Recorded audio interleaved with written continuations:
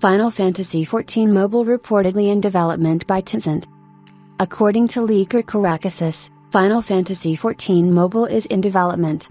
This is reportedly part of the strategic partnership signed by Square Enix and Tencent around 6 years ago.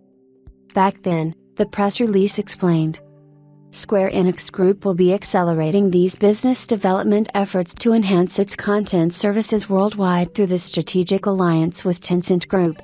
Outcomes of this newly created alliance include the establishment of a joint venture company, co-development of AAA titles based on new intellectual properties, the licensing of existing intellectual properties, and more. So far, no game project born out of this partnership made it to market. An unannounced Nier mobile game was cancelled in December 2023, as reported by Reuters, as the developers failed to find the right monetization model for such a high-cost project. Needless to say, a full port of the gargantuan Final Fantasy XIV may prove to be even more problematic in that regard. To this day, it is one of the few games in the genre that mandates a subscription to play. Such a business model is unlikely to find success in the mobile space.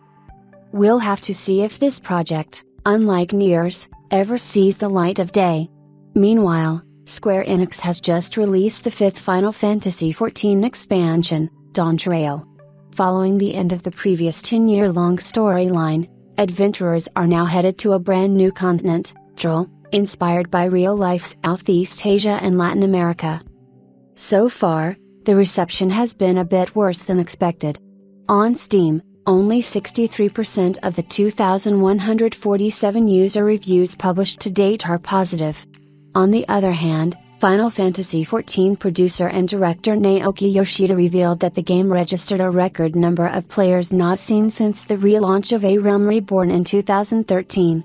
Yoshida-san also outlined some of the planned job adjustments coming in future updates for Monk, Astrologian, Viper, Black Mage, Tank, Samurai, Red Mage, and Pictomancer.